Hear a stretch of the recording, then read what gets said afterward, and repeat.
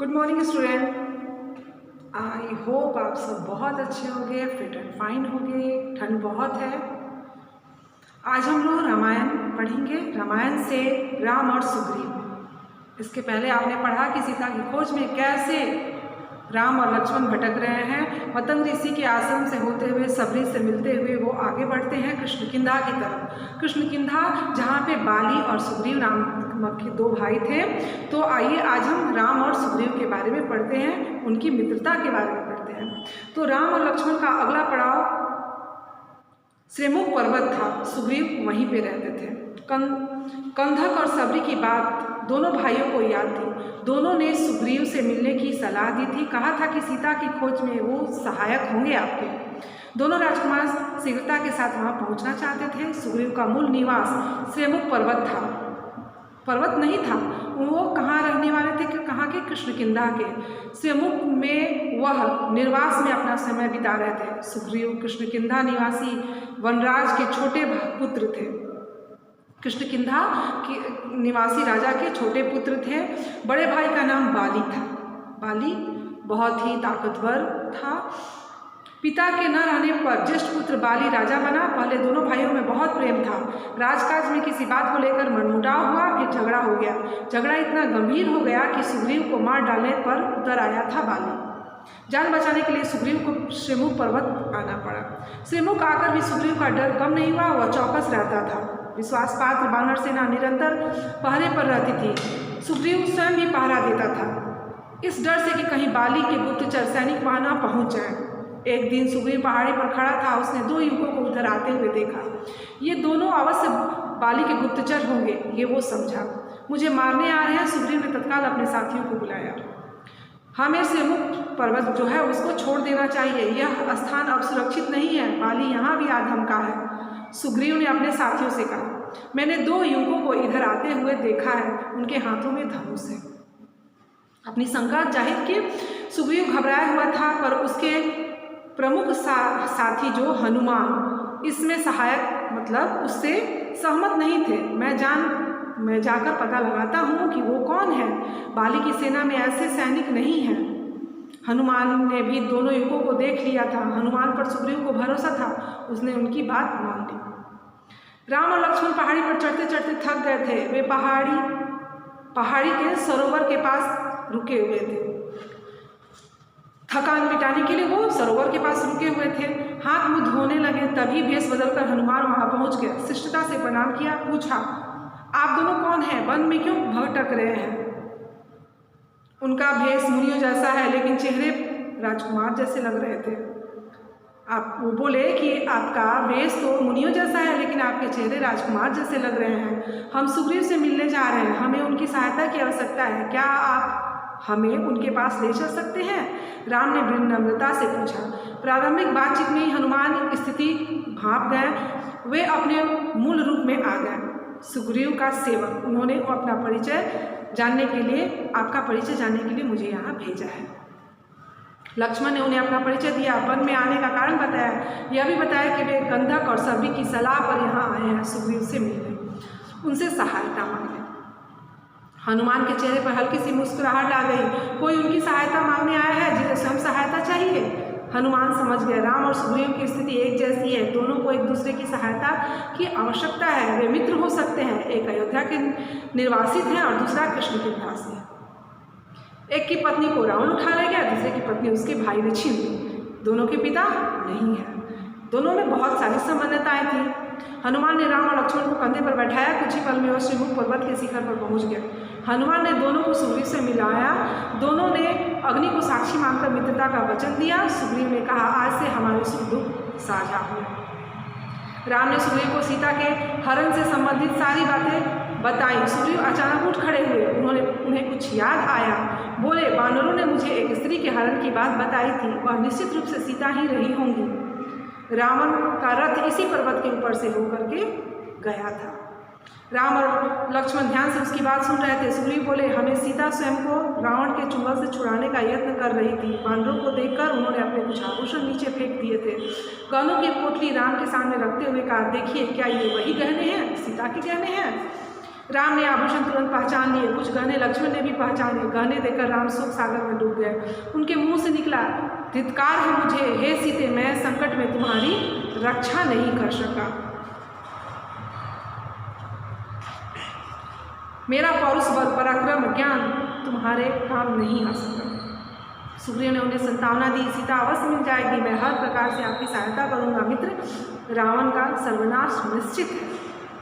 राम के बाद सुग्रीव ने अपनी व्यथा कथा सुनाई। बाली ने मुझे राज्य से निकाल दिया, मेरी स्त्री छीन ली, मेरा वध करने की चेष्टा कर रहा है। संकट के समय हनुमान, नल और नील ने मेरा साथ दिया, मुझे कभी नहीं छोड़ा। उसने राम से सहायता मांगी। राम बोले, चिंता मत करो मित्र, तुम्हें अपना राज्य भी मिलेगा और स्त्री भी मिलेगी। राम देखने में राजकुमार थे, उन्हें देखकर उनकी शक्ति का पता नहीं चलता था। सुग्रीव को राम के आश्वासन पर भरोसा नहीं हुआ। बाली महाबलशाली है, उसे हराना इतना आसान नहीं है।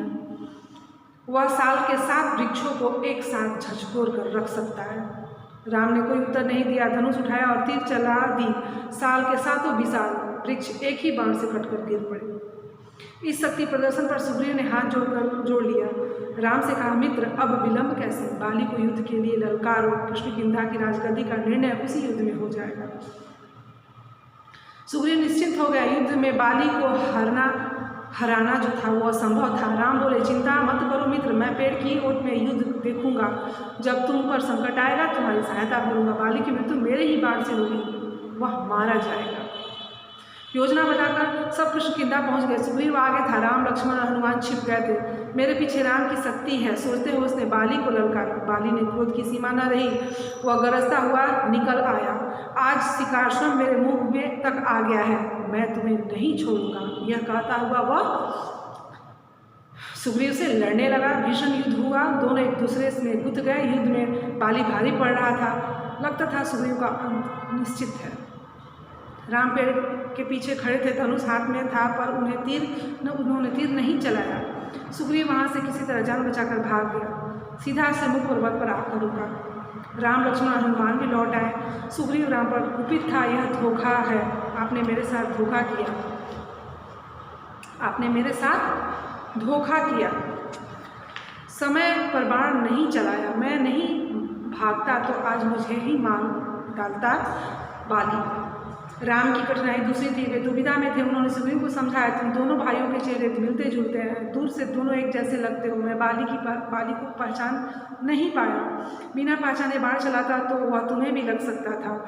मैं इस चूक के लिए तैयार नहीं था, मैं अपने मित्र को खोना नहीं चाहता था। लक्ष्मण ने समझा बुझाकर सुग्रीव को तैयार किया एक और युद्ध के लिए। राम ने कहा, जाओ मित्र, इस बार बाली को पहचानने में चूक हो गई, इस बार उसका अंत निश्चित है। सुग्रीव डरा हुआ घबराया भी था, पर राम के कहने पर तैयार हो गया। किष्किंधा पहुंचकर उसने बाली को चुनौती दी, ललकारा। बाली को सुग्रीव का यह साहस समझ में नहीं आ रहा था। वह अंतःपुर में था अपनी पत्नी रानी तारा के साथ। बाली जाने लगा तो तारा ने उन्हें समझाने की कोशिश की, जाने से मना करने को भी बोला। बाली ने उसकी एक न मानी, पैर पटकता बाहर आया, क्रोध में उबल रहा था वह। बाली ने हाथ हवा में उठाई, मुट्ठी भींची हुई थी, वह एक गुस्से में सुग्रीव का काम तमाम कर देता। तभी राम का बाण उसकी छाती में लगा, वह लड़खड़ा कर गिर पड़ा। बाली के गिरने पर राम लक्ष्मण और हनुमान पेड़ों की ओट से बाहर निकल आए। आनंद फानंद में राजाभिषेक की तैयारी की गई। सुग्रीव को राजगद्दी मिला। राम की सलाह पर बाली के पुत्र अंगद को युवराज का पद दिया गया। राम ने सुग्रीव के लिए संबोधन बदल दिया। राजगद्दी पर बैठने के बाद उन्हें मित्र नहीं कहा, वनराज कहकर संबोधित किया। सुग्रीव का मन था कि राम कुछ समय वहीं रहे, उनके साथ रहे, लेकिन कहा, यह मेरे पिता की आज्ञा के विरुद्ध होगी। उन्होंने मुझे वनवास दिया, मैं वन में ही रहना चाहूँगा। राम किष्किंधा से लौट आए। वर्षा ऋतु के कारण आगे जाना कठिन नहीं था। लंकारोहण कुछ समय के लिए स्थगित कर दिया गया। इस अवधि में प्रश्रवण पहाड़ पर ही वह रहे। वर्षा ऋतु बीत गई। राम प्रतीक्षा कर रहे थे सुग्रीव की वानर सेना की, सीता की खोज के लिए। सुग्रीव के राजतिलक के दिन राम को इतना आश्वासन दिया था, लेकिन वह अपना वचन भूल गए थे। राग रंग में उलझ गए। राम चिंतित और दुखी थे।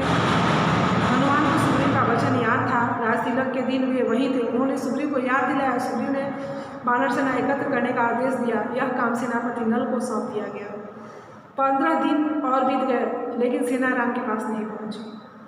राम सुग्रीव के इस व्यवहार से क्षुब्ध हो गए। क्रोध में उन्होंने सुग्रीव के विनाश तक की बात कर ली। राम को चिंतित देखकर लक्ष्मण से रहा नहीं गया। उन्होंने धनुष उठाया और राम ने उन्हें रोक दिया। सुग्रीव को बस समझाना है, वह हमारा मित्र है। लक्ष्मण किसकिंधा चले गए सुग्रीव को समझाने। वहां पहुंचकर उन्होंने धनुष पर टंकार चढ़ाई, डोरी खींचकर छोड़ी। उसकी टंकार से सुग्रीव कांप उठा। धनुष की टंकार सुनते ही उसे राम को दिया वचन याद आ गया। तारा ने सलाह दी कि वे तत्काल जाकर राम से मिले, क्षमा याचना करें। सुग्रीव ने ऐसा ही किया। राम के पास जाने से पूर्व सुग्रीव ने हनुमान को आवश्यक निर्देश दिए, वानर सेना एकत्र करने का आदेश दिया। इस पर सुग्रीव सेना एकत्र होने तक नहीं रुके, तुरंत निकल पड़े लक्ष्मण के पीछे पीछे। राम के सामने जाकर भयभीत वनराज ने उनसे माफ़ी मांगी अपनी चूक के लिए। राम ने उन्हें उठाकर गले लगा लिया। राम और सुग्रीव बात कर ही रहे थे कि उछलता कूदता वानर सेना टोलियों बनाकर वहां पहुंची। हनुमान के साथ लाखों वानर, जामवंत के पीछे भालू की सेना। इसके बाद लंकारोहण की योजना बनी। वानरों को 4 टोलियों में बांटा गया। अंगद को दक्षिण जाने वाले अग्रिम दल के नेता बनाया गया। उस दल में हनुमान, नल और नील भी थे। राम की यही इच्छा थी। उन्होंने कहा, वानरों की सेना भेजने से पहले चतुर और बुद्धिमान दूतों को लंका भेज दिया जाए, यही उचित होगा। राम और सुग्रीव की जय जयकार करते वानर अपनी निर्धारित दिशाओं की ओर चल पड़े। दक्षिण जाने वाले दल को राम ने रोक लिया। उन्होंने हनुमान को अपने पास बुलाया। अपनी उंगली से अंगूठी उतार कर उन्होंने दी। उंगली पर राम का चिन्ह, अंगूठी जो था उस पर राम का चिन्ह था। उन्होंने कहा, जब सीता से भेंट हो तो अंगूठी उन्हें देना, वे इसे पहचान जाएंगे, समझ जाएंगे कि मैंने तुम्हें उनके पास भेजा है, तुम मेरे दूत हो। ऐसा करने को राम ने हनुमान से कहा। दक्षिण की टोली कृष्णकिंधा से चली। अंगद और हनुमान आगे आगे चल रहे थे। चलते चलते वे एक स्थान पर पहुंचे। उनके आगे भूमि ही नहीं थी, केवल जल था, विशाल समुद्र। उसकी गहराई अथाह थी, लहरों की गरज कपा देती थी। समुद्र को देखकर सबका साहस जवाब दे गया। वानर थक हार कर वहीं बैठ गए।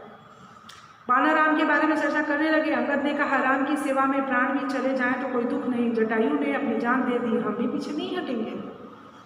तभी एक विशाल गिद्ध पहाड़ी के पीछे से निकला। वह जटायु का भाई था, संपाति। उसने कहा, सीता लंका में है, मैं जानता हूँ, रावण उन्हें लेकर गया है। आप लोगों को यह समुद्र पार करना होगा। सीता तक पहुँचने का बस यही एक रास्ता है। सीता की सूचना मिलने से प्रसन्न हुआ वानर दल फिर भी निराश हो गया। समुद्र सामने था, विकराल था, उसे कौन पार कर सकेगा, कैसे करेगा। अंगद उदास हो गया। लक्ष्मण सामने थे पर विकट था, उन्हें कुछ समझ में नहीं आ रहा था। बूढ़ा संपत्ति उनकी सहायता कर नहीं सकता था, पर इस आयु में इतनी लंबी उड़ान भरना उसके लिए संभव नहीं था।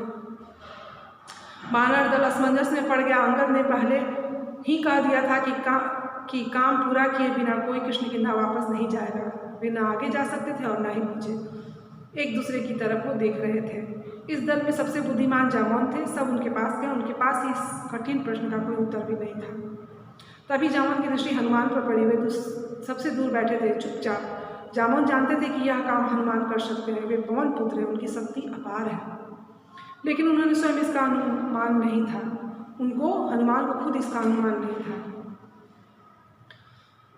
उनकी सोई हुई शक्ति जामवंत ने जगाई। कहा, हनुमान, आपको जाना होगा। यह कार्य केवल आप कर सकते हैं। सबकी आंखें उन्हीं पर टिक गई। तो ये था राम और सुग्रीव की मित्रता। आपने इसको पढ़ा। नेक्स्ट क्लास में हम लोग लंका में हनुमान पढ़ेंगे। तब तक आप इस चैप्टर को अच्छे से पढ़िए, समझिए। नेक्स्ट क्लास में। Thank you.